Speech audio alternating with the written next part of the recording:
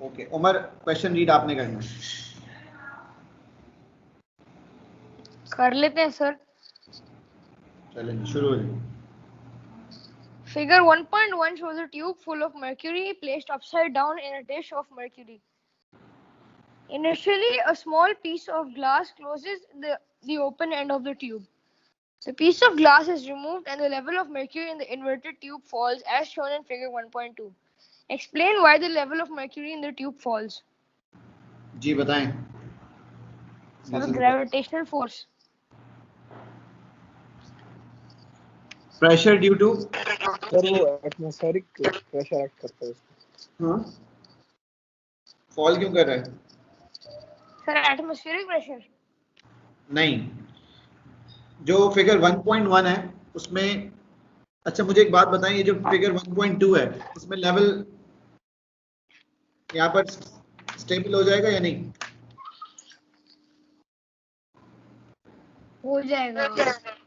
Which means के pressure due to mercury is equal to atmospheric pressure या नहीं? Yes sir. तो मुझे बताएं फिगर 1.1 में भी ऐसा ही है या नहीं है? है सर। नहीं है। नहीं है सर, क्योंकि वो बराबर तो नीचे खुला हुआ क्या नहीं। फिर अगर ऐसा नहीं है तो?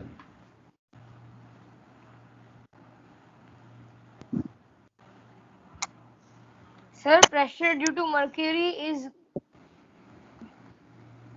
less than नहीं greater than, sorry. Greater क्योंकि डेप्थ ज्यादा है। जी sir. Pressure due to mercury in figure 1.1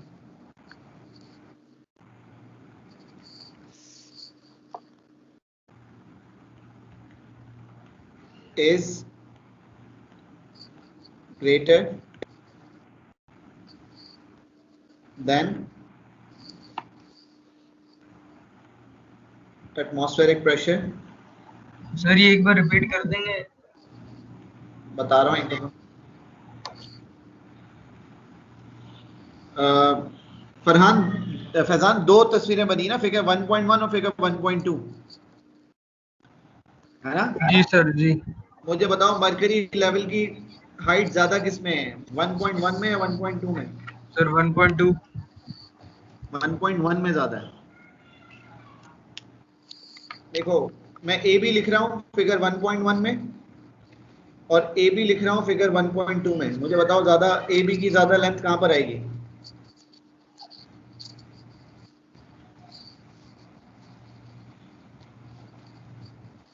A B length ही ज्यादा कहाँ पर? 1.1 में ए बी की लेंथ ज्यादा है और 1.2 में ए बी की लेंथ कम है। प्रेशर का फॉर्मूला होता है रो जी एच। प्रेशर का फॉर्मूला होता है रो जी एच, है ना? प्रेशर का फॉर्मूला होता है रो जी एच। तो रो जी एच की वैल्यू ज्यादा ए बी में आएगी या 1.1 में आएगी या 1.2 में आएगी? सर 1.1 में। सर 1.1। हाँ, इसका मतलब है कि 1.1 में जो मरकरी का प्रेशर है वो एटमॉस्फेरिक प्रेशर से ज्यादा है, क्योंकि 1.2 में तो स्टेबल हो गया है ना। इसका मतलब एटमॉस्फेरिक प्रेशर और मरकरी प्रेशर इक्वल हो गए 1.2 में। 1.1 में ज्यादा था मरकरी का प्रेशर, तो कुछ मरकरी फॉल होकर ग्लास डिश में जा चुका है और उसकी वजह से जो उसका एक्स्ट्रा प्रेशर था वो कम हो गया। ठीक है सर। प्रेशर का फॉर्मूला आता है किसी को? Sir force upon area. Sir force upon area और लिक्विड वाला rho G H. Extra force, extra pressure extra force create करेगा या नहीं करेगा? करेगा सर। करेगा। तो एक्स्ट्रा फोर्स 1.1 में 1.2 में?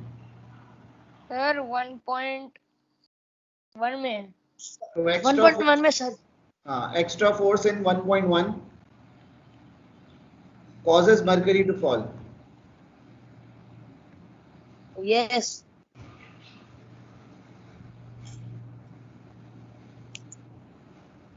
सही है, क्लियर है यहाँ तक? Sir yes. एक्स्ट्रा फोर्स इस जैसे क्योंकि प्रेशर ज्यादा है। यस, प्रेशर ज्यादा, extra pressure extra force. Okay sir, understood. State what is found at point X in figure 1.2. Sir vacuum. Very good, vacuum. Sir vacuum. Vacuum और nothing और space, कुछ भी लिख सकते हैं। Describe how the tube of mercury in figure 1.2 is used to determine a value for the atmospheric pressure in pascals. You may draw on figure 1.2 if you wish. Pressure का formula बताएं. Sir, rho GH. Rho GH sir. G की value सबको पता है या नहीं पता? Sir 10. Sir 10. Sir, 10. Density पता है नहीं पता? पता है sir. Sir density जी पता है 10,000 kg per meter cube. 13,600 होती है, लेकिन इसकी वैल्यू पता होने की जरूरत नहीं है. बस ये लिखना है कि इट इज नोन. क्या लिखना है? known. It is known. क्योंकि ये डेफिनेट वैल्यू है, मतलब ये चेंज नहीं होती.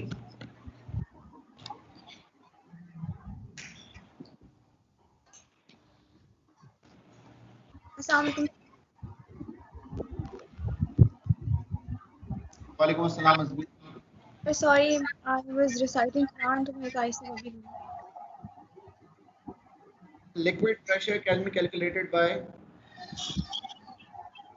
Rho GH. Very good.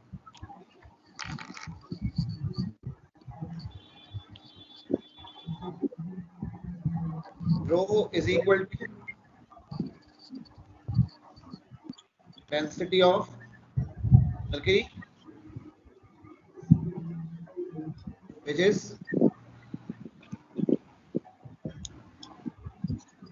1 lakh Pascal. No, that's Yes, atmospheric pressure. Sorry. G क्या है?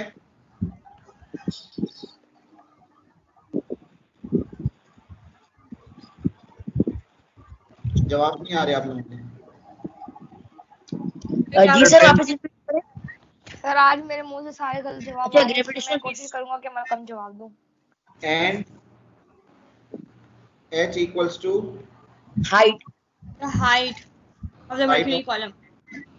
mercury column. कहां से कहां तक होती है ये? कहां से कहां तक मेजर करेंगे? From level of mercury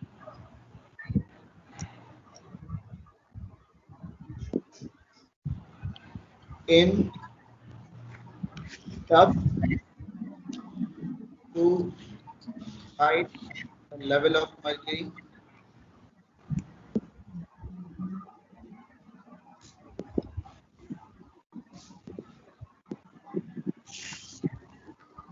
sir ये ट्यूब है ना, hmm?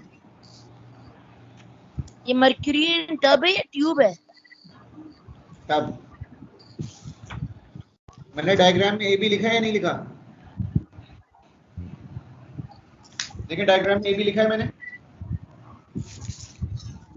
सर एक मिनट सर मैं लिख रहा था. लिखा है. तो ये ए बी की लेंथ लेनी है आप लोगों ने, और ये यहाँ पर बताना है कि हम जो एच मेजर करेंगे वो कौन सी हाइट होगी. पूरी हाइट नहीं मेजर करनी.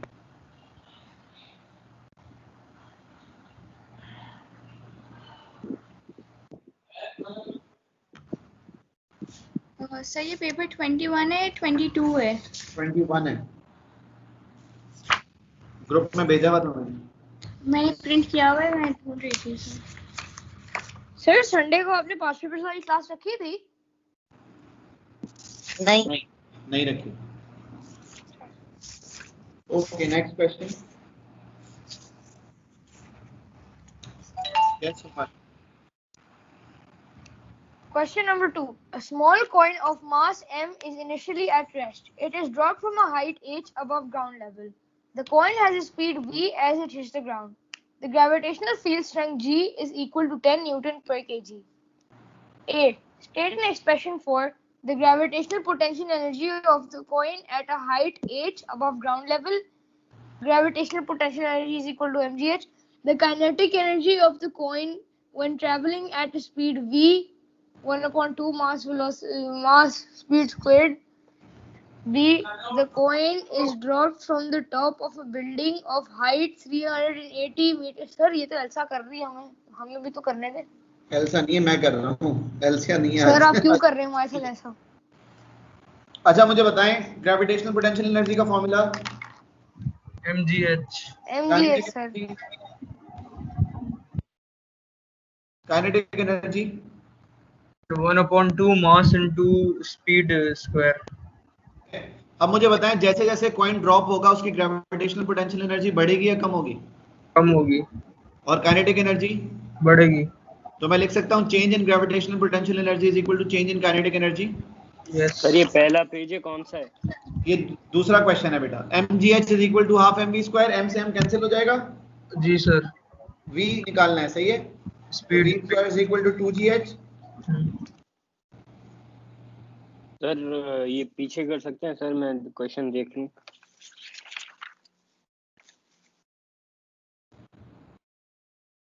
भेजा हुआ तो था ग्रुप में गजैन। Sir question? हाँ सर तो पेपर भेजा हुआ है। सर वो सर, पेपर फरोह? प्रिंट करवा लिया, लेकिन वो सर स्क्रीनशॉट ले लूं ना, बाद में कॉपी कर लूंगा। वो मैं पूरी वीडियो भेज दूंगा बेटा आपको। सर मुझे भी भेजिएगा, मेरा पेपर गलत प्रिंट हुआ है। कोई बात नहीं। ये अभी आप जिन लोगों के पास पेपर नहीं है वो सिर्फ ब्लैंक पेपर, कैलकुलेटर, पेन रखें अपने हाथ में, सही है? क्या चीजें? ब्लैक सर पेपर कैलकुलेटर अरे पेपर थोड़ा सा पेज नीचे कर दें इधर, ये पहले। पेज नीचे कर दें मतलब? सर ये सही। पैनल बना आ रहा है, वो वर्किंग दिख रही है। सबके पास यही है, ऐसे ही हो रहा है नहीं सर, मुझे तो सही दिख रहा है। पूरी। सर वो मैं लैपटॉप पे यूज कर रहा हूँ सही ना। दिख रहा है।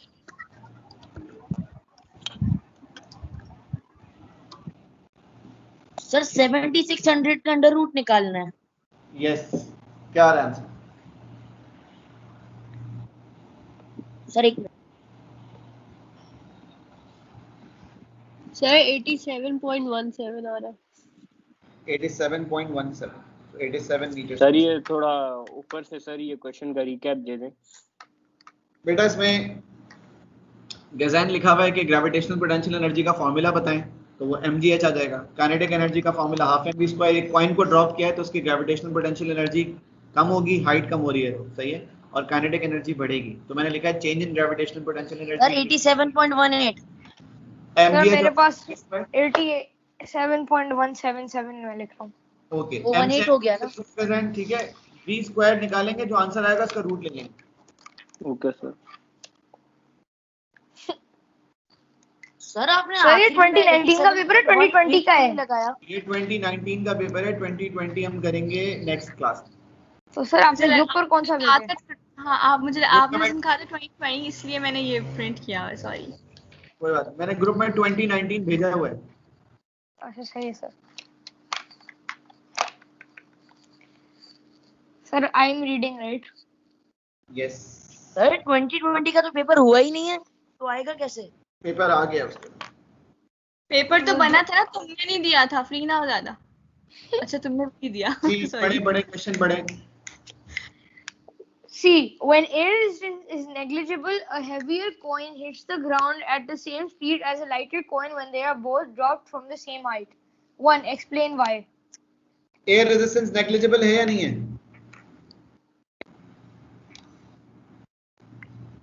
Yes, sir. Negligible का मतलब क्या होता है? मतलब नहीं है, एयर रेजिस्टेंस नहीं है, वैक्यूम है। वैक्यूम जी है। सर नहीं है। तो फिर क्या दोनों के पास सेम स्पीड होगी या नहीं होगी? जी सर दोनों एक ही साथ होगी सर, नहीं सर सेम, ग्रेविटेशनल हाँ फोर्स कम सेम होगी। स्पीड होगी। सेम होगी। स्पीड सेम सर होगी। आपने बताया था ना, Acceleration acceleration of free fall does not depend on mass. Acceleration का फॉर्मूला क्या होता है? सर फोर्स पर डिस्टेंस, नहीं क्या सर कुछ नहीं, मैं एक्सेलरेशन का फॉर्मूला होता है Mute फोर्स हो रहा हूँ। Upon mass, resultant force divided by mass. ठीक है, सो क्या लिखेंगे अब हम यहाँ पे? They accelerate at the same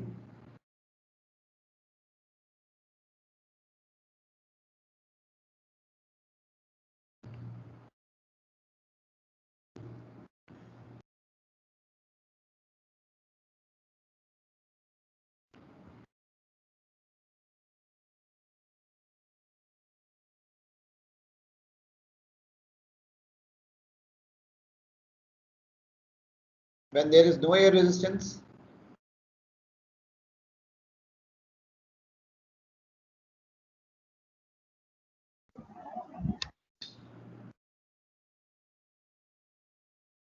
There is no effect of mass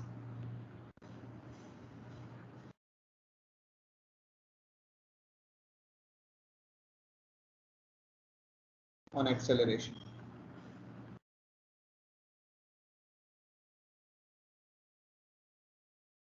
ये समझ आया सबको? नोट्स में भी लिखवाया हुआ है, बताया हुआ भी है. Yes sir. When air resistance acts, coins of different masses do not hit the ground at the same speed when they are dropped from the same height. Explain why. अब इसी का ऑपोजिट उन्होंने पूछा है कि अगर एयर रेजिस्टेंस नेग्लिजिबल ना हो, एयर रेजिस्टेंस एक्ट कर रही हो, अगर है तो जिस कॉइन का मास ज्यादा होगा वो पहले हिट करेगा या जिसका मास कम होगा वो पहले हिट करेगा?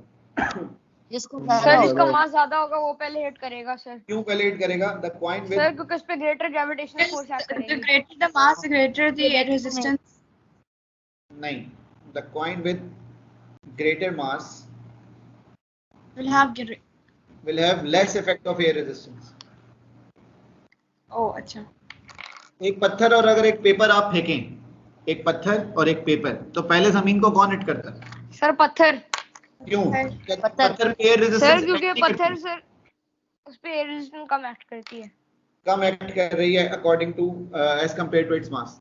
जी सर. लेस इफेक्ट ऑफ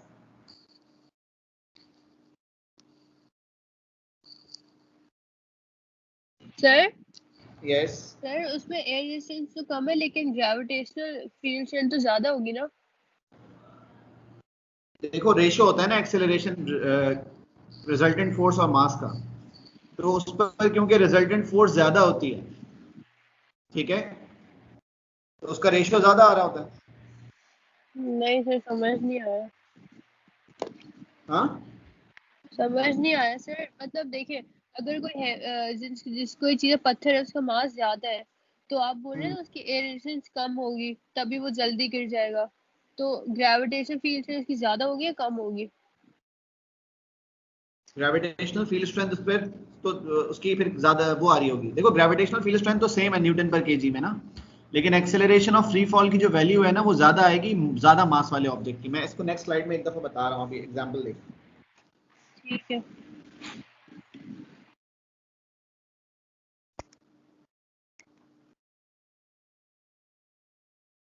ये कॉपी कर लें तो बताएं, फिर मैं आपको एक एग्जांपल दे देता हूँ. सर कर रहा हूँ. हो गया सर. एक आगे एक लाइन और लिख लें. So it will have greater acceleration.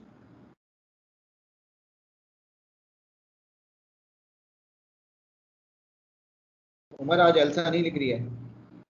Sir पता है आपने भी बताया.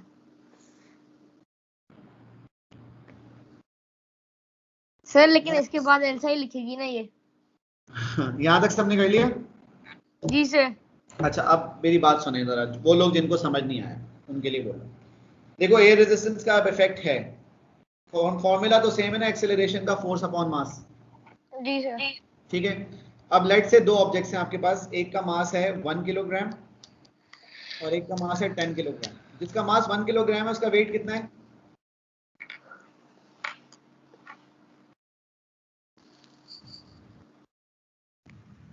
बता ही नहीं रहे आप लोग कुछ भी.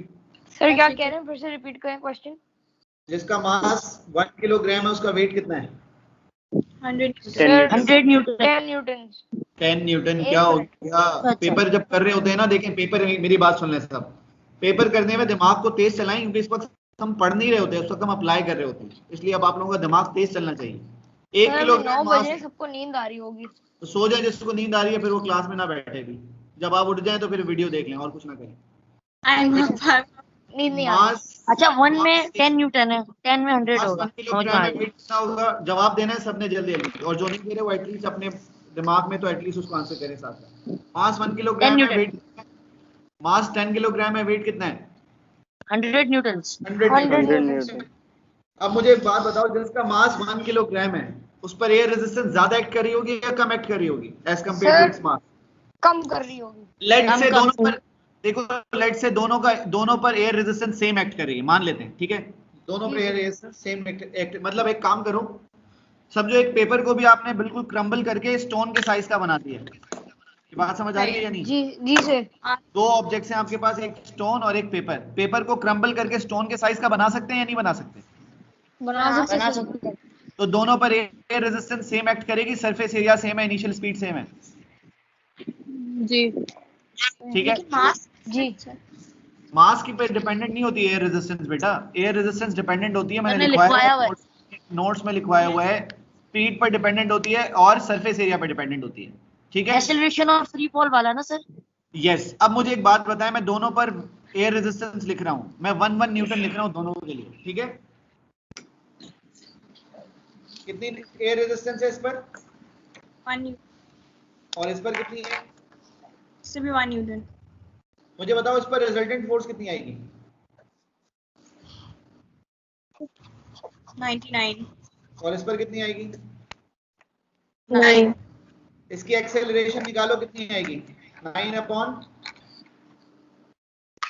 1, 10 ठीक है। और इसकी अगर मैं एक्सेलरेशन निकालता हूं तो 9.9। 99 99 डिवाइडेड बाय किसकी ज्यादा आ रही है?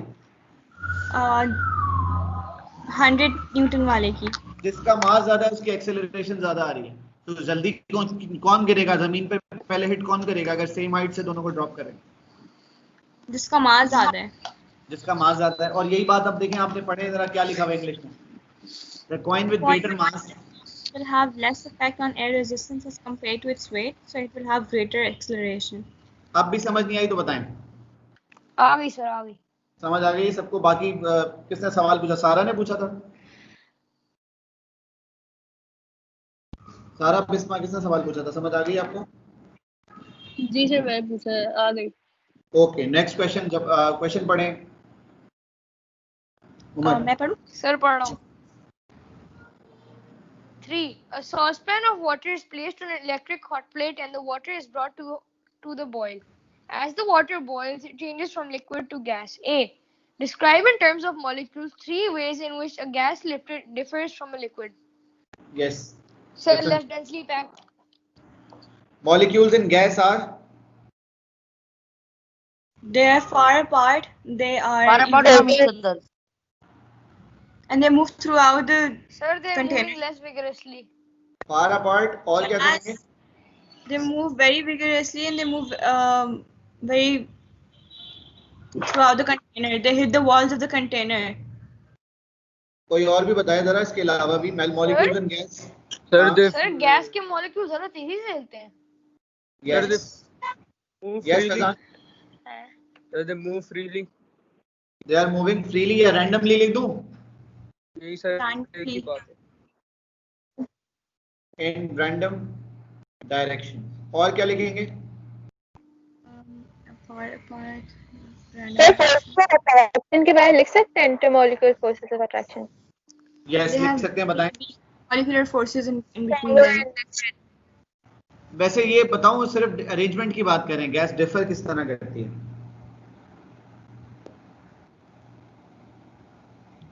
मॉलिक्यूल्स की बात कर रहे हैं ना? चलिए ठीक, बताएं क्या molecules in guys have lesser intermolecular forces of attraction than liquid. नहीं, बस इंटरमॉलिक्यूलर फोर्सेस लिखते हैं वो।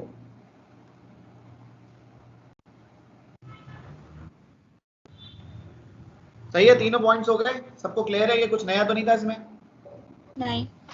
Okay, part B.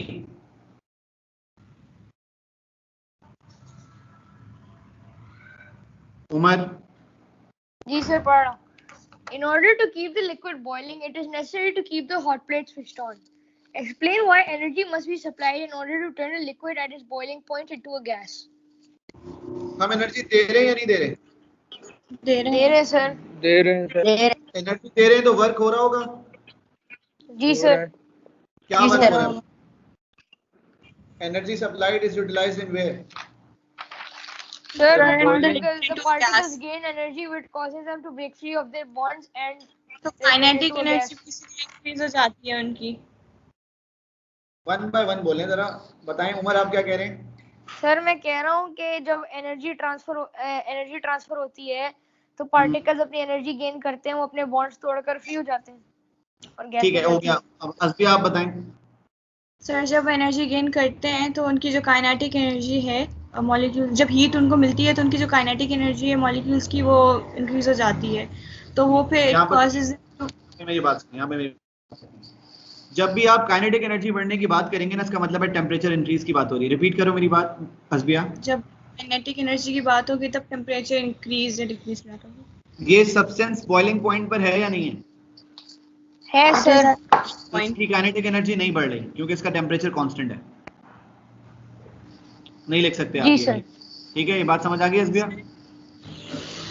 जब बॉइलिंग पॉइंट पे होता है तो उसका, अच्छा ठीक है, सही है, ओके। बॉइलिंग पॉइंट है 100 डिग्री सेल्सियस पे है ना, टेम्परेचर चेंज नहीं हो रहा, तो फिर काइनेटिक एनर्जी चेंज नहीं होगी। कोई और बताए? फैजान आप बताएं, फैजान आप बताएं क्या बोलेंगे इसमें, एनर्जी कहाँ जा रही है? सर इसमें जो एनर्जी होगी सर हीट ये है ना? क्या बॉन्ड्स ब्रेक हो रहे हैं या नहीं? हो रहे हैं। सर हो रहा है इंटरमोलिकुलर फोर्सेस वीक हो रही हैं और सेपरेशन बढ़ रही है, कम हो रही है? बढ़ी है। सर, बढ़ रही है। पोटेंशियल एनर्जी, काइनेटिक एनर्जी तो नहीं चेंज हो रही है ना, पोटेंशियल एनर्जी चेंज हो रही है नहीं? हो हो रही रही है सर, पोटेंशियल एनर्जी चेंज हो रही है। इंक्रीज कर रही है, सही है? सर मेरा सही था गलत था? आपका सही था। काइनेटिक एनर्जी के बारे में बात काइनेटिक की नहीं बढ़ रही है सर, अगर काइनेटिक बढ़ रही होती है तो पोटेंशियल नहीं बढ़ रही होती है। यस, दो में से एक काम एक वक्त में होगा। Okay sir.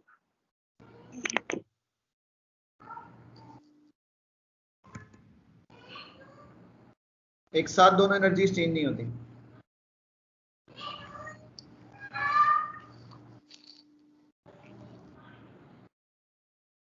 लिख लिया यहाँ तक सबने? Yes sir. सर एक सेकंड वेट करें। ओके। सर इसमें काइनेटिक इंक्रीज नहीं हो रही? नहीं ना, लिखा हुआ है ना बॉइलिंग पॉइंट, देखें ये लिखा हुआ है बॉइलिंग पॉइंट। सर लिख लिया। सही है, समझ आ रही है? बॉइलिंग पॉइंट लिखा हुआ है। बॉइलिंग पॉइंट का मतलब है 100 डिग्री सेल्सियस। 100 डिग्री सेल्सियस का मतलब है टेम्परेचर चेंज नहीं हो रहा। जब सब्सटेंस स्टेट चेंज करता है ना, तो टेम्परेचर चेंज नहीं करता। रिपीट करो मेरी बात। जब सब्सटेंस स्टेट चेंज कर रहा हो टेम्परेचर चेंज नहीं होता। यस, तो जब स्टेट चेंज हो रही है तो पोटेंशियल एनर्जी चेंज हो रही है, काइनेटिक एनर्जी में कोई चेंज नहीं आ रहा। और दो एनर्जीज एक साथ चेंज नहीं होती सिस्टम की। या तो सिस्टम अपनी काइनेटिक एनर्जी बढ़ाएगा या पोटेंशियल एनर्जी बढ़ाएगा, दोनों एक साथ नहीं बढ़ती। या तो बॉइलिंग होगी या टेम्परेचर बढ़ेगा। समझ आ रही है बात? अगर बॉइलिंग हो रही होगी तो टेम्परेचर नहीं बढ़ेगा, अगर टेम्परेचर बढ़ रहा होगा तो बॉइलिंग नहीं होगी। सर आपने क्या बताया, जब सब्सटेंस अपना स्टेट चेंज कर दिया तो टेम्परेचर चेंज नहीं करता।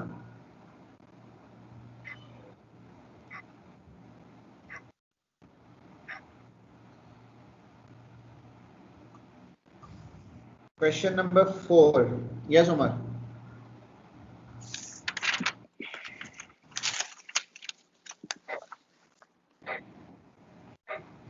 Figure 4.1 represents the electromagnetic spectrum. The shaded region in the middle is visible light spectrum. State the name of the component labeled. Sir ये हमने किया है? यस बेटा, 10 में किया।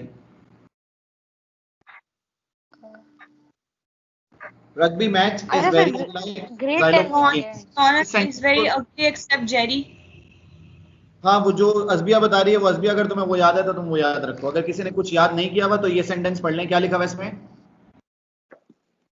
Rugby match is very unlike xylophone games।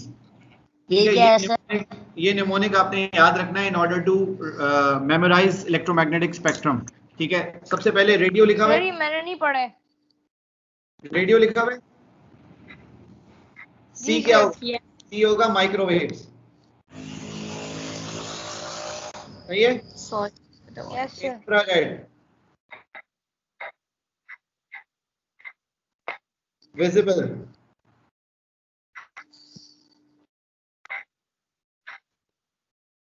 Ultraviolet,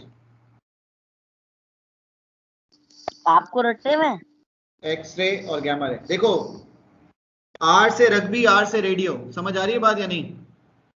ji sir. Match, sir mnemonic है ना ये? यस, मैच समझ आ गया? मैच जी sir. Is very visible, visible light मतलब वेरी, अल्ट्रावायलेट अनलाइक, समझ आ रही है? Yes, sir. Xylophone, X ray, gamma gamma. याद रहेगा या नहीं याद रहेगा? जी सर याद रहेगा सर, एक minute State the copy name करने of the दें। component labeled A.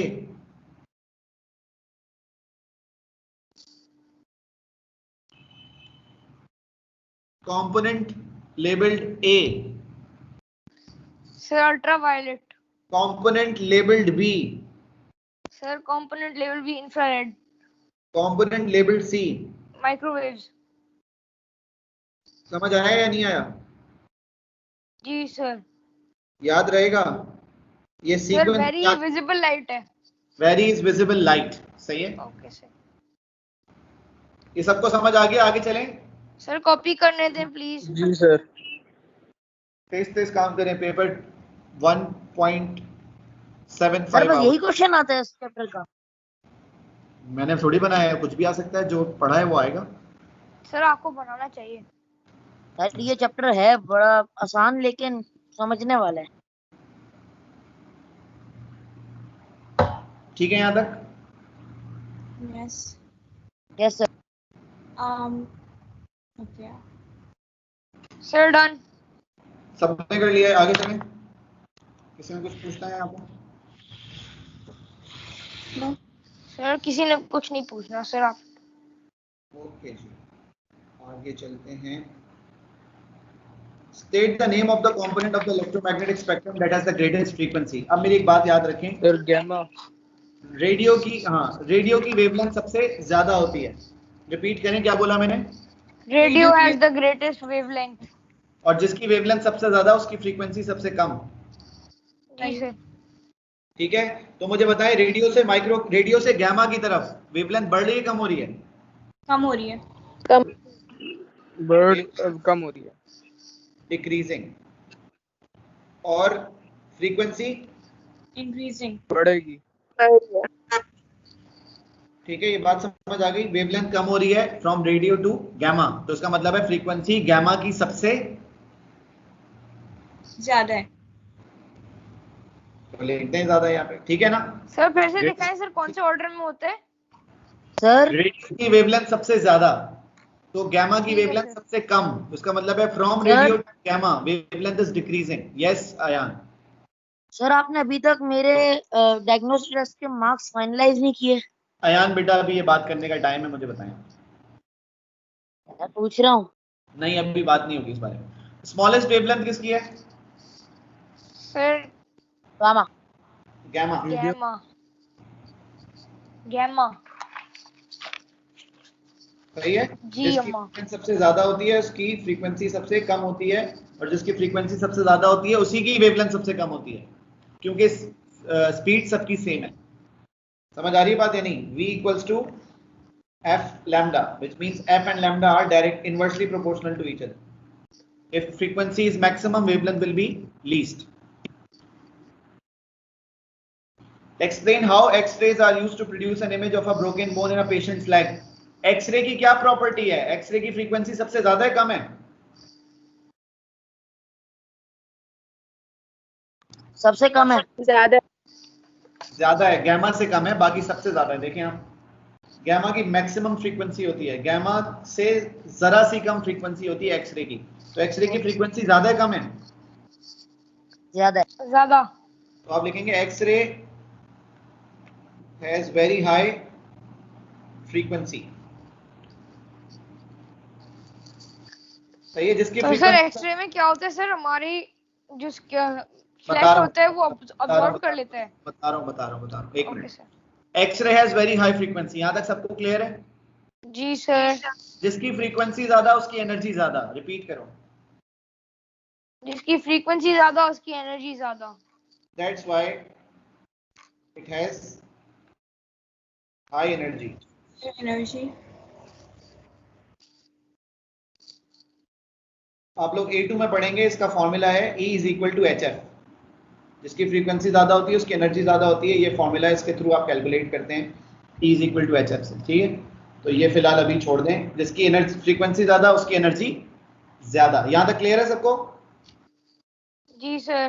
बातें हो गई। तीसरी बात, एनर्जी ज्यादा तो पेनिट्रेशन पावर ज्यादा या कम? ज्यादा। ज्यादा, that's why it is highly penetrating.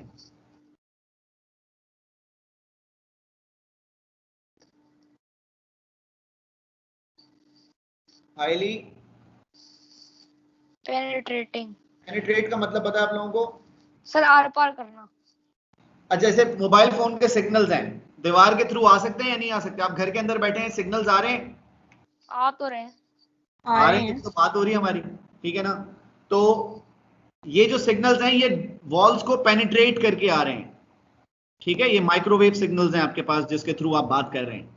X ray microwave से कहीं ज्यादा फ्रीक्वेंट है, आप देख लें यहां पर माइक्रोवेव कहां है और एक्सरे कहां है, नजर आ रही है? यस। तो मुझे बताएं, माइक्रोवेव्स इस वॉल के थ्रू आ रहे हैं, आपको सिग्नल मिल रहे हैं, बात हो रही है, तो एक्सरे की फ्रीक्वेंसी माइक्रोवेव से कहीं ज्यादा है, तो पेनिट्रेशन पावर बहुत हाई होगी, बहुत लो? हाई होगी बहुत। तो मुझे बताएं, अब आपके अगर लेग की बात की जाए तो लेग में दो चीजें, ठीक है? एक फ्लैश और दूसरा बोन। लेग में कौन सी दो चीजें? फ्लैश और बोन। तो मुझे बताएं, फ्लैश के थ्रू एक्सरे ज्यादा पास करेगी या बोन के थ्रू ज्यादा पास करेगी? सर फ्लैश की। तो एक्सरे पासेस।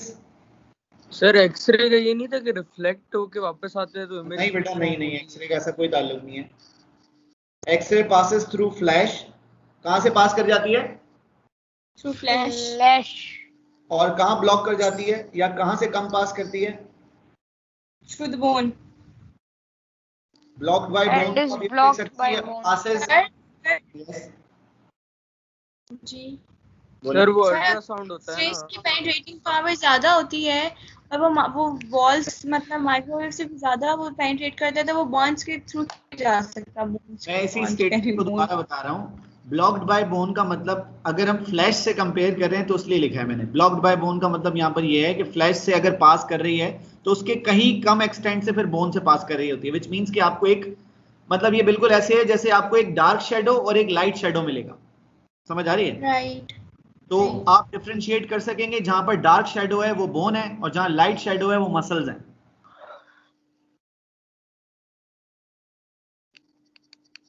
ठीक है? एक्सरे कभी देखा है किसी का? सर अपना ही देखा है। उस एक्सरे में आपने देखा होगा डार्क और लाइट होती है सर, जो है ना, दो प्रिंट्स होते हैं उसमें। जहां लाइट होती है उसका मतलब है वो मसल्स हैं और जहां डार्क है इसका मतलब है बोन्स हैं। जी सर। सर उल्टा नहीं होता? मतलब सर मतलब जहाँ पे हल्का कलर होता है, मतलब थोड़ा सा व्हाइटिश सा कलर होता है, वो हड्डी होती है। हाँ सही बोल रहे हो, जहां पर लाइट कलर होगा वहां पर बोन है और जहां डार्क कलर है वहां पर मसल्स हैं, क्योंकि मसल से एक्सरे पास हो जाती है। एक्सरे पास होकर उस फोटोग्राफिक फिल्म को ब्लैक कर देती है और जहां एक्सरे पास नहीं होती वो व्हाइट रह जाता है। जी सर। और उसको कहते हैं फोटोग्राफिक प्लेट। सर ये जो एक्सरे का जो कागज होता है, जो शीट होती है सर, ये पहले ही काली होती है ना? व्हाइट होती है, ये व्हाइट होती है। जहां पर एक्सरे जाती है वहां पर उसको ब्लैक कर देती है और जहां कम पहुंची होती है वो व्हाइट या फिर लाइट शेडो में रह जाता है। जी सर। ये लिख लिया आप लोगों ने? तो मुझे बताएं, और किसी ने कुछ पूछना है तो बताएं। नहीं सर, लिख लिया sir. Okay,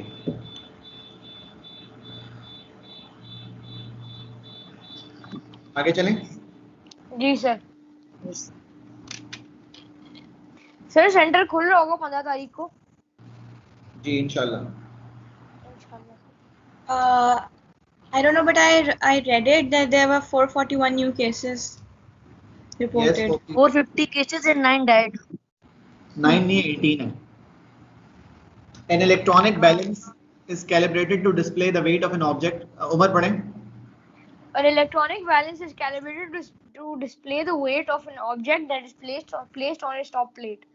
Figure 5.1 shows the balance with an empty measuring cylinder on the top plate. A student pours a small quantity of oil into the measuring cylinder and records the volume and the new reading on the balance. Figure 5.2 shows how the reading on the balance varies with the volume of oil in the measuring cylinder. The gravitational field strength G is equal to 10 Newton per kg.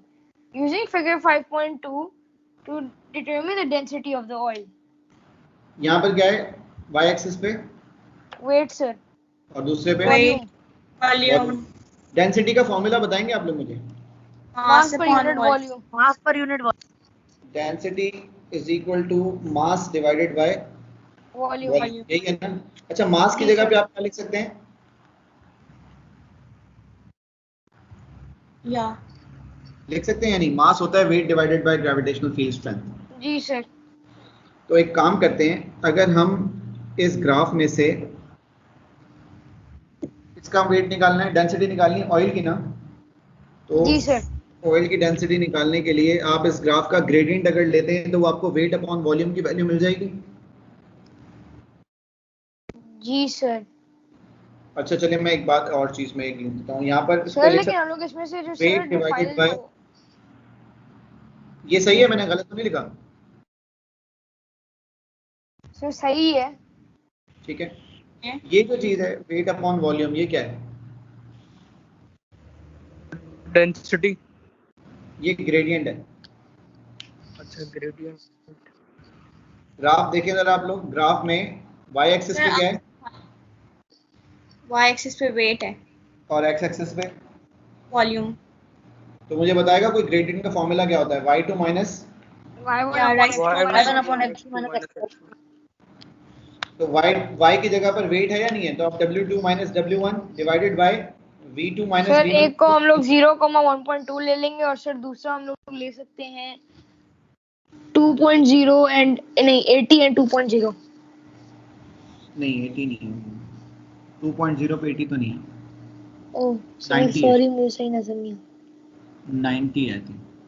जरा जल्दी जी से sir, दो 90 points देखकर बताएं graph में से।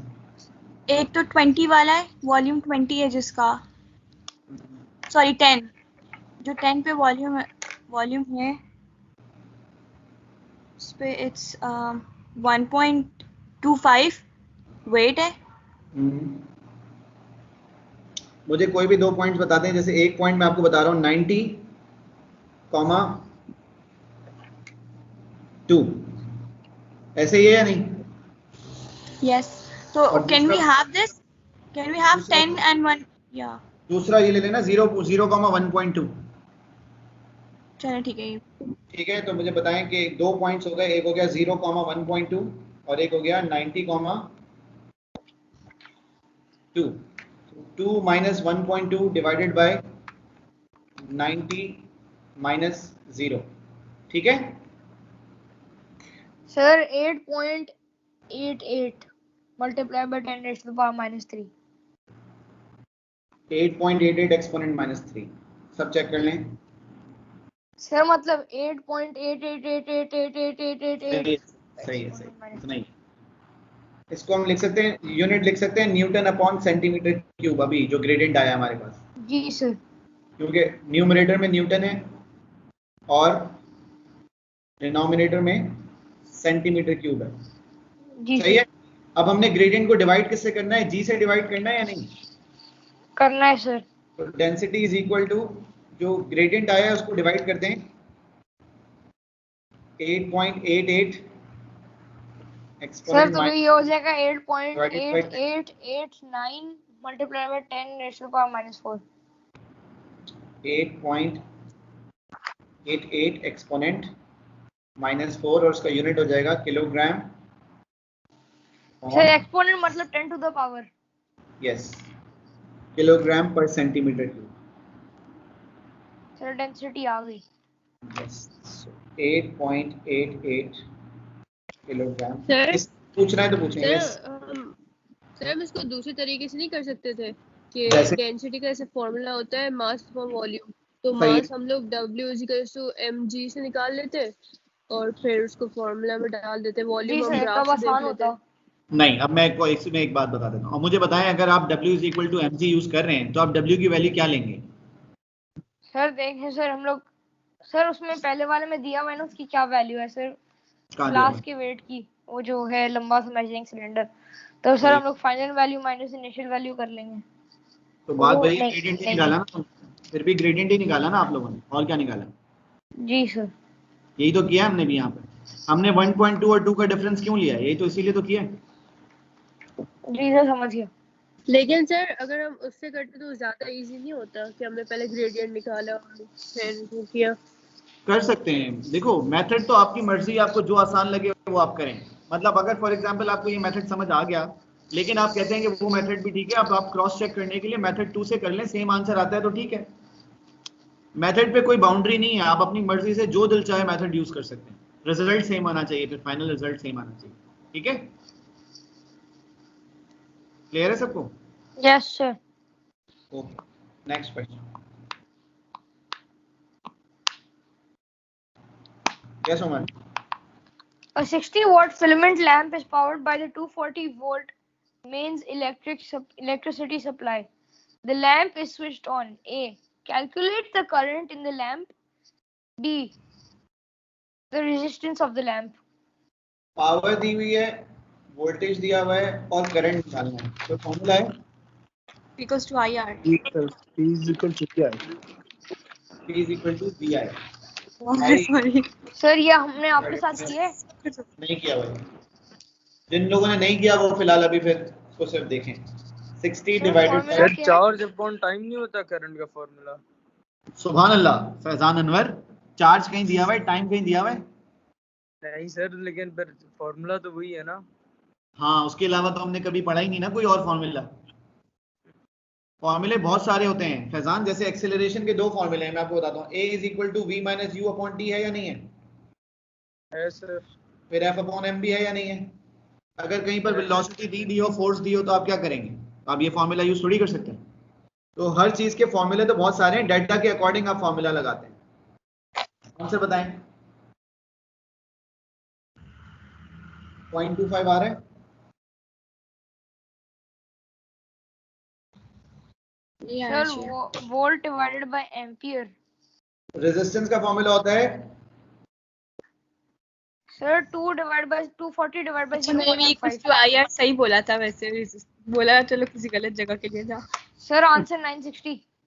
240 divided by 0.25, answer is 960। Very good. Sir मैंने Google से फॉर्मूला चेक किया था बस।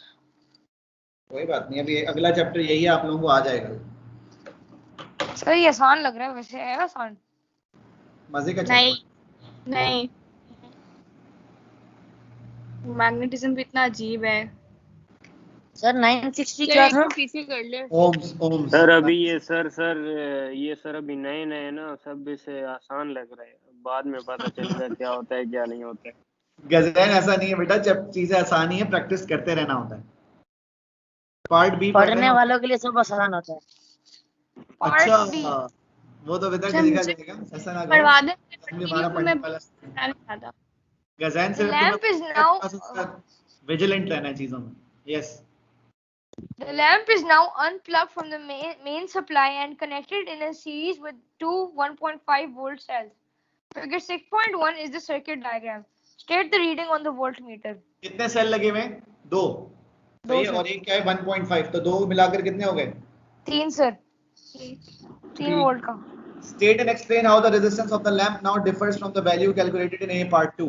पहले कितना लगा हुआ था? 960 रेजिस्टेंस आ रही थी। The lamp is now unplugged from the main supply. Lamp को निकाल दिया and connected in series with two 1.5 volt cells. Figure 6.1 is the circuit diagram. पहले वोल्टेज ज्यादा था या कम था? सर ज्यादा था। पहले वोल्टेज 240 था, अब वोल्टेज कितना है? 3। Sir the answer will be तो अब आप 0.036. रेजिस्टेंस का फॉर्मूला क्या होता है? R equals to V upon I। तो V कम करने से R कम होगा या नहीं? होगा सर। तो आपने V कम कर दिया है। सर तो हम लोग लिखेंगे V is directly proportional to R. Hence, Yes, V is directly proportional to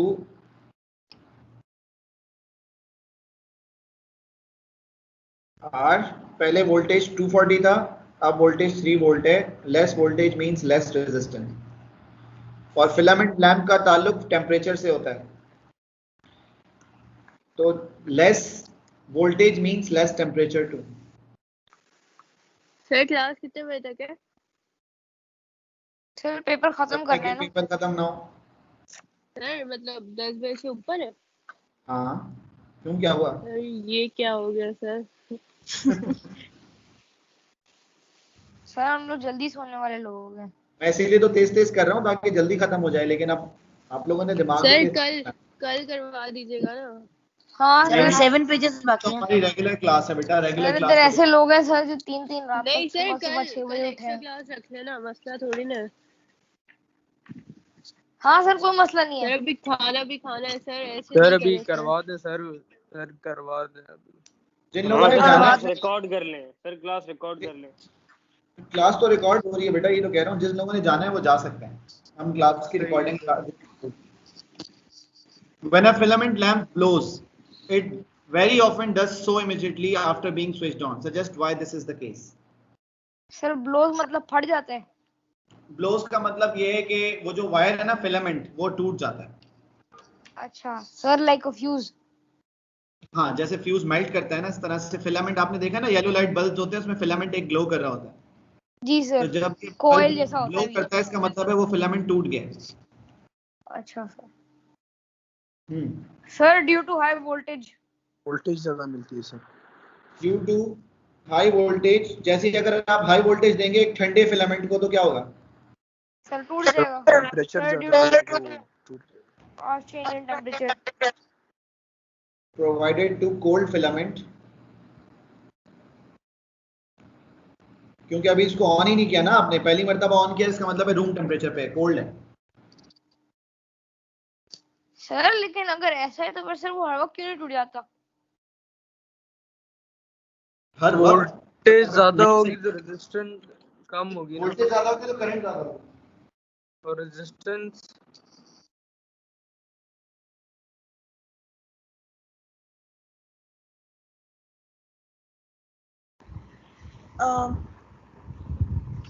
Is it working or it lagged?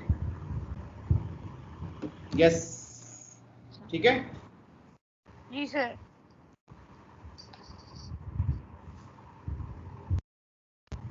Sir अब Yes. नेक्स्ट मुझसे पढ़वाना, मुझे बगैर पढ़े नींद आ जाती है फिर। क्या कह मुझे रहे भी हैं? आ ही रही है। यार मुझे पढ़ने दे सर, अब मुझसे पढ़वाए, मुझसे फिर मुझे नींद ओके आने यस लग भी आप जाती यस भी आप पढ़ें। सर ऑल्टरनेटिंग करते हैं। है। Sure, done. Table 7.1 shows the composition of 4 neutral atoms and 1 atom that has been ionized. The 5 particles are labeled P, Q, R, S, and T. The charge on an electron is minus 1.6 into 10 to power minus 19 coulomb. Coulomb, right? Yes, coulombs. State Which which of of P, Q, R, S and T is ionized atom? Ion कौन होता है जिसके electrons और protons equal हो या नहीं हो? जिसके लिए नहीं हो equal. होते हैं। नहीं होते। तो देखें number of electron, lose again. P के नंबर ऑफ इलेक्ट्रॉन्स और प्रोटॉन्स बराबर हैं या नहीं है? P के बराबर है। Q के बराबर नहीं है। तो फिर Q आयन होगा या नहीं होगा? होगा। R होगा? R नहीं होगा। S होगा? नहीं। T होगा? नहीं। सिर्फ कौन है? Q. क्यों? क्यों, वजह क्या है इसकी? Because Sir, it because they have has different number of different protons and electrons. electrons. State the size and the sign of the charge on the ionized atom. Proton ज्यादा है, इलेक्ट्रॉन ज्यादा है Q में? Q में proton proton ज्यादा हैं। तो charge positive होगा नेगेटिव होगा? Positive sir. और Positive पॉजिटिव कितना होगा? Sir positive 1. 1.6 multiplied by 10 to the power minus 19। जी, गलत? एक प्रोटॉन का मतलब है एक प्रोटॉन पर चार्ज होता है 1.6 एक्सपोनेंट माइनस 19 कूलम। तो एक प्रोटॉन ज्यादा है का मतलब है 1.6 एक्सपोनेंट माइनस 19 कूलम का पॉजिटिव चार्ज ज्यादा होगा। समझ आ गई? जी सर। नहीं, सर सर, ये लेकिन फिर अगर से हम लोगों ने समझाएं। कहते हैं कि अगर 1 लिख दिया तो फिर हमें 0 मिलेगा। यस, जीरो मिलेगा। मैं एक दोबारा बता दूं, गजन आप भी सुन लें। देखो, प्रोटॉन पर चार्ज +1 और इलेक्ट्रॉन पर चार्ज -1, ये गलत स्टेटमेंट है। सही है, इसको भूल जाएं बिल्कुल, ये गलत है। ये बिल्कुल ऐसे है जैसे मैंने उस दिन बताया था क्लास में भी कि उमर के पास 1 लाख रुपए हैं, अजबिया के पास भी 1 लाख रुपए हैं, और हम कहें दोनों के पास पैसे जो है वो 1:1 है। तो पैसे थोड़ी बताए हमने तो इक्वल, ये तो रेशियो बताया था। तो जब आप कहते हैं ना इलेक्ट्रॉन के पास -1 और प्रोटॉन के पास +1, तो आप चार्ज नहीं बता रहे होते, आप उनके मैग्नीट्यूड को रेशियो में कंपेयर कर रहे होते हैं। वैसे जो चार्ज होता है वो होता है इलेक्ट्रॉन के पास -1.6 एक्सपोनेंट -19 कूलम और प्रोटॉन के पास +1.6 एक्सपोनेंट -19 कूलम। अब ज्यादा प्रोटॉन है या इलेक्ट्रॉन है? इसमें ज्यादा प्रोटॉन है। कितना ज्यादा? सर मेरा एक सवाल है सर। तो इसलिए एक दफा लिखा है 1.6 एक्सपोनेंट -19। अगर दो ज्यादा होते तो हम 2 मल्टीप्लाइड बाय 1.6 एक्सपोनेंट -19 लिखते। ओके जी sir my question is sir physics के पेपर में 0.5 होते हैं? नहीं होते। अच्छा मुझे बताएं, पार्ट बी में लिखा हुआ है आइसोटोप्स। आइसोटोप पता है किसे कहते हैं? इलेक्ट्रॉन प्रोटॉन इक्वल और not. Neutron numbers. Sir same number of neutrons. जो मैं पूछ रहा हूँ उसका जवाब देना है। आइसोटोप्स में इलेक्ट्रॉन इक्वल होते हैं नहीं होते? नहीं होते। इक्वल होते हैं। रिपीट करो जल्दी से। आइसोटोप्स किनको कहते हैं? उनमें इलेक्ट्रॉन इक्वल होते हैं नहीं होते? होते हैं। लिख भी लें साथ साथ, जिनको नहीं पता था वो लिख लें। Isotopes means equal electrons. Equal electron है, इक्वल प्रोटॉन होंगे या नहीं होंगे? होंगे। इक्वल प्रोटॉन होंगे। दो बातें हो गई। न्यूट्रॉन इक्वल होते हैं या नहीं होते? नहीं होते। न्यूट्रॉन इक्वल नहीं होते। ये बात समझ आ गई सबको? जी सर। क्या क्या इक्वल होता है? इलेक्ट्रॉन्स और प्रोटॉन्स। Very good. अब मुझे बताएं P, Q, R, S and T में से कौन से आइसोटोप्स हैं? Q और S। Sir Q and S। क्यों? नहीं, Q and R। Q sir and Q and R। R। PRST sir. देखो sir QR। Sir QR electron because इनके इलेक्ट्रॉन सेम है ना, अरे सेम एलिमेंट। Q और R हो गया ना, इलेक्ट्रॉन सेम है। लेकिन प्रोटॉन्स तो Q और S के सेम है। देखो इलेक्ट्रॉन तो आयन बन गया ना वो लूज करके, लेकिन That's- एक्चुअली क्या था? मतलब Q और S ही हुआ ना आंसर। Q और S होगा ना? यस। सर फिर से समझाएं। देखो मुझे बताओ कि पहले आइसोटोप्स कहते हैं किसको? जल्दी से। Sir, Sir, those isotopes mean elements equal where mean electrons, protons, an element yes. which has equal electrons and no equal neutrons. Very good. Electron proton equal but neutron is not equal. मुझे बताओ Q ion है या नहीं है? है। Q ion है ना? Ion का मतलब उसने इलेक्ट्रॉन क्या किया है? गेन। अभी लूज किया है वो। लूज किया है क्योंकि पॉजिटिवली चार्ज है ना। Yes. Q ने इलेक्ट्रॉन लूज किया हुआ। नेचुरली अगर Q एग्जिस्ट करेगा नेचुरली तो उसके इलेक्ट्रॉन प्रोटॉन इक्वल होंगे ना? जी सर। सर समझ गया। Q को आप नेचुरली अगर समझें तो Q के पास 19 इलेक्ट्रॉन 19 प्रोटॉन है, 19 इलेक्ट्रॉन्स 19 प्रोटॉन्स। S के पास भी 19 इलेक्ट्रॉन्स 19 प्रोटॉन्स है। तो Q और S क्या है आपस में? Isotopes. Isotopes. And S सही है। They are isotopes because they have equal number of protons and electrons naturally. I'm not talking about ion. I'm talking about atom. पता है ना आयन और एटम में क्या फर्क है? Yes. जी सर। एटम के पास इलेक्ट्रॉन प्रोटॉन इक्वल होते हैं, आयन के पास नहीं होते। आयन ने लूज किए होते हैं या गेन किया। या गेन किए होते हैं। Very good. Part C. One of the atoms is a radioactive isotope that decays to produce one of the other atom. Deduce which atom decays in this way. जी बताएं। सर ये कौन सा chapter है? ये है रेडियो एक्टिविटी। ये भी हमने नहीं किया है। Sir Yes. एक सेकंड अब मुझे बताएं। बताएंगे एक second. That decays to produce one of the other atoms. Okay. Red. जी आप लोगों ने बीटा डिके पढ़ा है? जो लोग नहीं। ये नवंबर वाले लोग हैं, नवंबर वाले लोग बीटा डिके। -0 मैं आपको बता देता हूँ बीटा डिके की कहानी बता देता हूँ। लेट्स से एक एटम है जिसके पास 6 प्रोटॉन्स हैं और 10 न्यूट्रॉन्स हैं। इसका एटॉमिक मास कितना है? 16। ये ऐसा लग रहा है पहली मर्तबा सुना है हम लोगों ने। 6 प्रोटॉन्स हैं 10 न्यूट्रॉन्स हैं। इसका एटॉमिक मास कितना है? 16। अच्छा बीटा डिके में क्या होता है? बीटा डिके में होता है 1 न्यूट्रॉन स्प्लिट्स। क्या होगा? 1 न्यूट्रॉन स्प्लिट्स। स्प्लिट्स का मतलब क्या होता है? डिवाइड हो जाता है। टूटना। सही है ना? अब टूटेगा तो ऑफ कोर्स एक से ज्यादा फ्रेगमेंट्स बनेंगे या नहीं बनेंगे? Yes. Splits into proton and electron. टूट कर क्या बन गया? Protons and electrons. Very good, ठीक है। अच्छा, ये जो एलिमेंट था इसका नाम था फॉर एग्जांपल एक्स, क्या नाम है इसका? X. अब ये अगर टूट गया है तो ये इसके पास, मुझे बताओ, जो नया प्रोटॉन, नया जो न्यूक्लियस होगा उसमें एक प्रोटॉन ज्यादा होगा या नहीं होगा? होगा सर। तो अच्छा, चलो पहले मुझे बताओ, पहले न्यूट्रॉन कितने थे? 10 थे। अब कितने होंगे? 9 होंगे, क्यों 9 होंगे? क्योंकि 1 neutron splits into proton Very and good. electron. Proton पहले कितने थे? प्रोटॉन पहले 6 थे। अब कितने हैं? 7, एटॉमिक मास पे कोई फर्क पड़ा? 4, 8, 10, 11, 12, 9। सर मैं हैंड रेज क्यों नहीं कर सकता? ये तो तुम्हें पता होगा, तुम हैंड क्यों नहीं रेज कर पा रहे? नहीं सर, इस पे लिखा हुआ नहीं आ रहा। और जो इमिट हुआ है न्यूक्लियस से उसका नाम है बीटा पार्टिकल। क्या नाम है इसका? Beta particle. Beta particle. उसको इलेक्ट्रॉन कहते हैं। इस पूरे प्रोसेस को कहते हैं बीटा डिके। क्या कहते हैं इसको? Beta decay. अब कोई समराइज करेगा बीटा डिके किसे कहते हैं? Sir, the decay in which 1 neutron splits into proton and electron, and the atomic mass remains the same. क्या ये न्यू न्यूक्लियस फॉर्म कर रहा है या नहीं कर रहा? न्यूक्लियस नया फॉर्म हो रहा है, डिफरेंट न्यूट्रॉन और प्रोटॉन जो हैं। Very good. पहले इसका नाम x था, अब इसका नाम क्या है? Y. y। अच्छा, मैं अगर इसकी इक्वेशन लिखना चाहूं तो मैं लिख सकता हूं x a z gives y a z plus 1 plus beta। I can't see. अच्छा, I can see it now. Ji,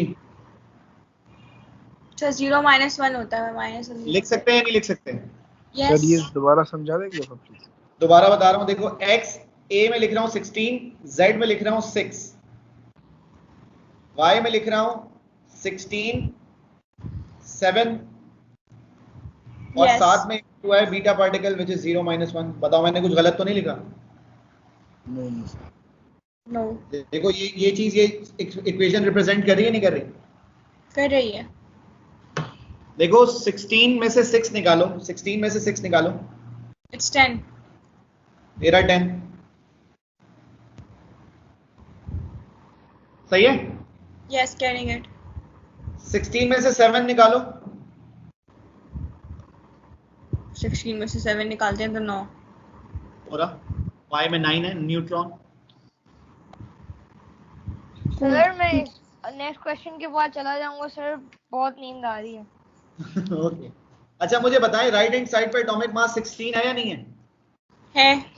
left hand है साइड सर। पे 16 ही है। 16। लेफ्ट साइड पे प्रोटॉन कितने हैं? 6। और राइट हैंड साइड पर देखें 6 है।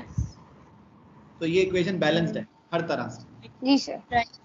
ये बात समझ आई? दिस प्रोसेस जी sir. Is called Beta decay. Beta decay. Beta decay में प्रोटॉन बढ़ता है कम होता है? जल्दी से बताएं।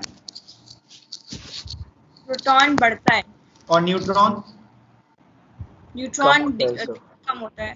न्यूट्रॉन कम कम होता होता है। है। जल्दी से बताएं, मुझे बताएं कि इनमें से, इन PQRS में से किसका न्यूट्रॉन कम और प्रोटॉन बढ़ा है?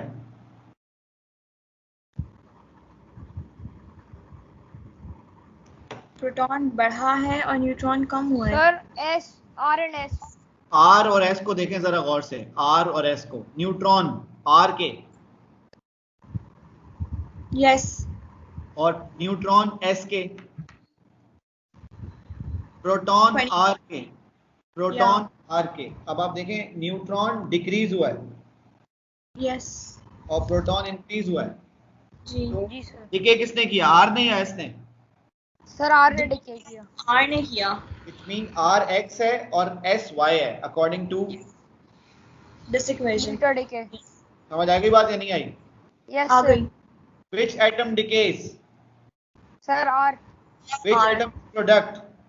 Are S. S. Deduce which type of radioactive decay occurs? Beta. अस्सलाम वालेकुम सर। वालेकुम अस्सलाम।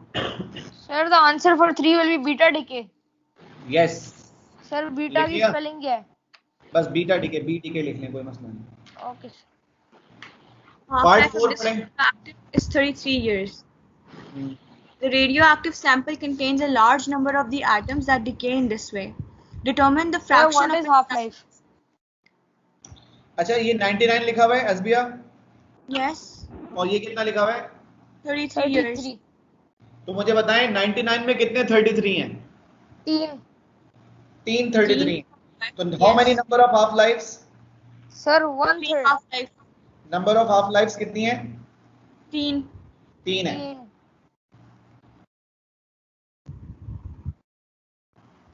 A radioactive sample contains a large number of atoms. मुझे बताएं कि अगर इनिशियली एक सैंपल है उसमें उसका नंबर ऑफ आइटम्स x हैं, कितने हैं? Yes. X. एक हाफ लाइफ के बाद कितने होंगे? Sir, हाँ, X upon 2. half X.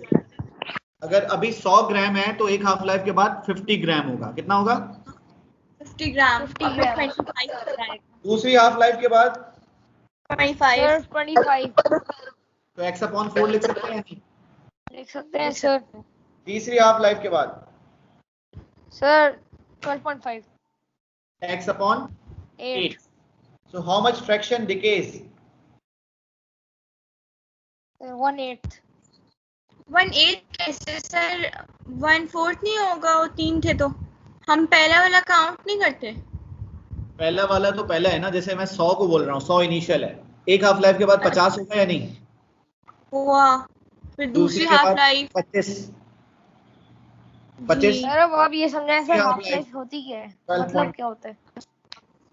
Half life ये होती है उम्र, जैसे अगर मम्मा घर से जा रही हैं 10 बर्गर्स छोड़ के, कितने 10 पर. इसमें रखे हुए 10 बर्गर्स। अब उमर की भूख का ये है कि उमर हर 1 घंटे के बाद जितने भी बर्गर्स हैं उसके आधे खा चुका होता है। सही है? जी सर. पहले उससे 5 खा लिए, दूसरे 1 घंटे के बाद कितने बर्गर्स खाएंगे? 5. सर 1 घंटे के बाद 5. दूसरे घंटे के बाद 2.5 सर. तीसरे घंटे के बाद सर 2.5 का आधा। 12.5. बस इस तरह से हाफ लाइफ जब हम रेडियो एक्टिविटी पढ़ेंगे तब सर वैसे सर एक बात है, आधे घंटे के अंदर अंदर कोई फ्रिज खाली होगा. सही है, यहाँ तक कर लिया सबने? जी सर. तो ठीक है, अब जो पब्लिक की फरमाइश पे यहाँ तक रोक दिया जाता है। सेक्शन ए कंप्लीट हो गया, सेक्शन बी करेंगे नेक्स्ट क्लास में। Thank you, section sir. में कितने क्वेश्चंस रह गए? क्या चीज? कितने क्वेश्चंस रह गए सेक्शन अभी में? तो सिर्फ दो बहुत होंगे. क्वेश्चंस, 3 में से 2 करने होते हैं ना, सेक्शन बी में सिर्फ 2 रहते हैं। वो 2 क्वेश्चंस आधे हम लोग घंटे 3 के 3 नहीं करेंगे. सर हम तो 3 के 3 करेंगे ना। जिनको 3 के 3 आते हैं वो लिख लिया करें पूरे 3, क्योंकि आपका जो मैक्सिमम मार्क होता है वो अवार्ड होता है। मतलब अगर आपके 3 में से 2 क्वेश्चन करने हैं और तीनों में आप एक में 10 मार्क्स आते हैं, 2 में 15 आते हैं, तो वो 10 मार्क्स वाले को इग्नोर कर देंगे, 15 को काउंट कर लेंगे। इतना बड़ा दिन. मगर सर टाइम ही नहीं होता। Sir Farooq, now that the class is all about to end, I have 2 questions yes, पूछें। that are not related to subject directly. First, do you think October-November will take place?